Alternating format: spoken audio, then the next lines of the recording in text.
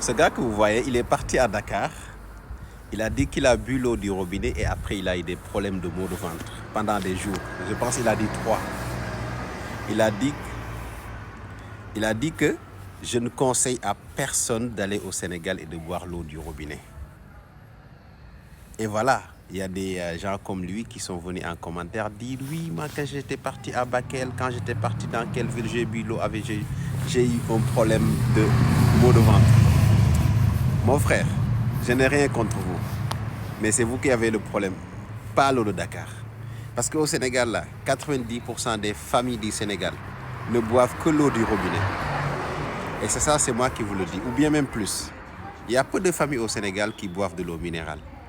Et après, quand vous finissez cela, je vous parle du point de vue du système d'alimentation d'eau à Dakar. Le Sénégal est une référence mondiale en matière de système de transfert d'eau. L'eau du Sénégal n'est pas extraite de la source directement vers le robinet. Ça passe toujours par des laboratoires de contrôle, ça passe par des usines de traitement qui font tout pour que l'eau qui arrive au robinet soit de l'eau buvable. Maintenant, le risque zéro n'existe pas.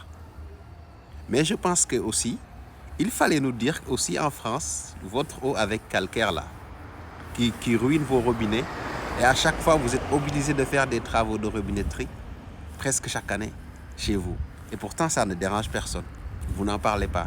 Mais vous avez préféré parler du Sénégal comme si au Sénégal, il n'y a rien de bon.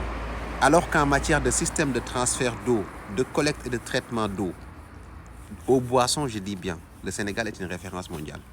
Et je vous conseille d'aller dans tous les pays africains pour voir si tu auras un système qui est aussi efficace et qui est aussi bien géré depuis la collecte au niveau du fleuve, du lac de Guerre, les usines de traitement, puis les robinets, combien le système est rodé.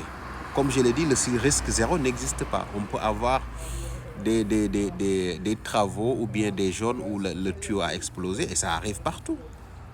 Mais j'aurais préféré que vous ne dénigriez pas le Sénégal, ne dénigrez pas l'eau du Sénégal. L'eau du Sénégal, moi je l'ai bu jusqu'à mes 32-33 ans, j'ai jamais eu de problème de maux de ventre. Et il y a des milliers de Sénégalais, des millions de Sénégalais, ils vivent de cette eau-là et ils n'ont jamais eu de problème lié à la consommation d'eau du robinet au Sénégal. Ce qui ne veut pas dire, je le répète la 3e fois, le risque zéro n'existe pas.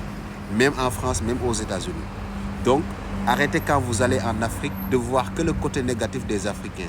Je pense que quand vous aviez dit ça aussi, il fallait dire que dans la maison où j'habitais ou bien dans la maison où j'avais logé, tout le monde buvait l'eau du robinet et il n'y avait que moi qui avait un problème.